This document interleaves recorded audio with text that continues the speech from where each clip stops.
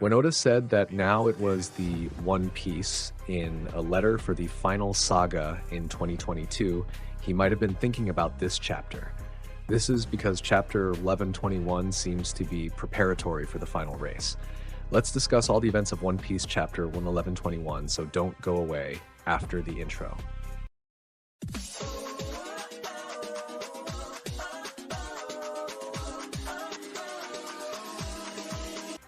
Hello everyone, welcome to the channel, and before the content of this video, don't forget to leave your like, subscribe to the channel, and activate the notification bell so you don't miss anything.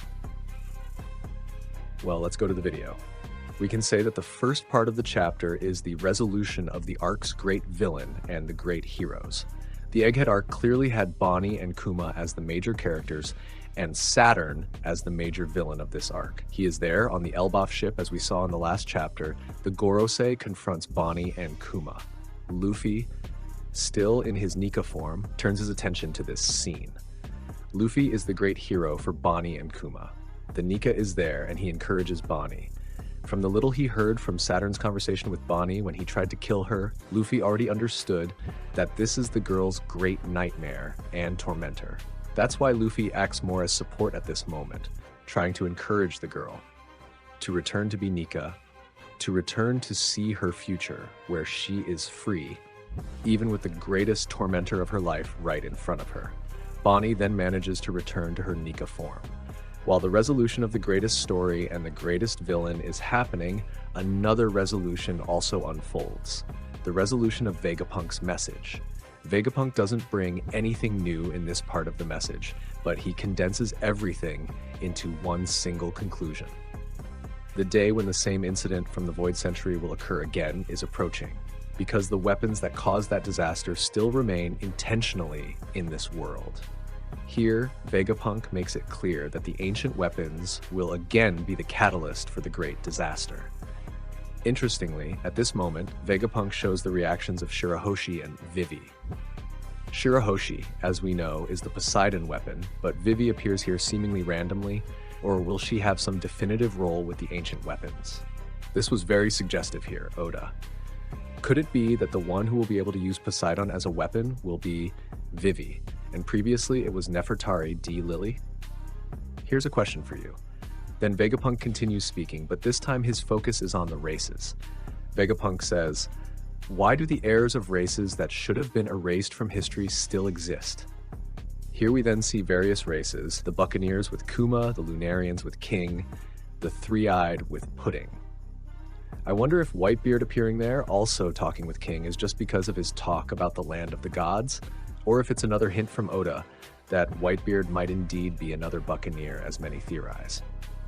As Vegapunk lays out the cards for the conclusion of his message, another conclusion is happening. When we return to Saturn, still trying to strike Bonnie, who has now returned to her Nika form, Luffy, still acting as support, helps Bonnie but never attacks Saturn directly, because Luffy knows that it's not his cycle to close here, but Bonnie's. Then, with several frames as poignant as when Saturn confronted Kuma in God Valley, the moment when he said he was responsible for all the misery that befell Ginny, all the evil caused by Saturn was being condensed into one punch. You are not gods, but God does exist. The faith that Kuma placed in Bonnie did not fade, did not extinguish. She can even imagine a past that never existed. We didn't see this, but maybe Bonnie at some point may have lamented her own birth, seeing what her father suffered to heal her. But now the past she imagines is what her happy parents say. "Thank you for being born. I am alive because both want me to be alive." From one resolution to another, Vegapunk says, "When the disaster arrives, take care." Vegapunk brought this message to warn those who will live through this disaster to come. He says he trusts in humanity and science. In the final part of the chapter, Luffy and Bonnie punch Saturn together. But Bonnie's power name is exactly the resolution of everything we saw about her and Kuma in the Egghead arc. Nika's liberation punch. Bonnie's and Kuma's tormentor is thrown far away and into pieces, falling into the sea. Bonnie is freed by Nika. She managed to shatter her nightmares. The great story of the Egghead arc finally had a resolution. The daughter born from slavery is now free with the laughter of the warrior of liberation who frees people with a smile. We even see a smile from Kuma in one of the frames. I wonder if he can still be saved, because clearly there's more than just a robot there. There's at least a bit of soul in him. And now, time for the resolution of the other part. Vegapunk says the deaths of legends like Roger and Whitebeard are just the opening curtain for the new era, for those who can no longer be stopped, and these people are the ones closest to the truth.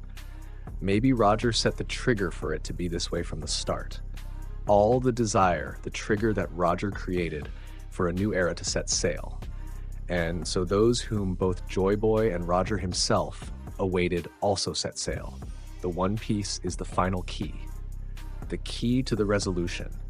And then we see everyone who is in this race. The world will turn into a cauldron after all this. The true importance of One Piece was laid out. So much so that we even see some Marines in the new Marineford, the center of the Navy, saying that they need to go after the One Piece. I wonder if this desire that seems to start from the random soldiers will extend to the higher echelons, maybe some admiral after all.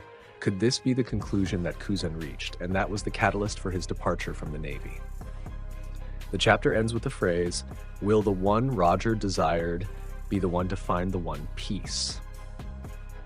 This question is not only from Vegapunk as a final line of transmission, but a question from Oda to us, a provocation for what is to come.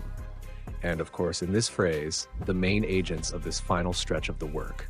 The four Yonko above and Marines, revolutionaries, world government, holy knights, and of course we're talking about Oda.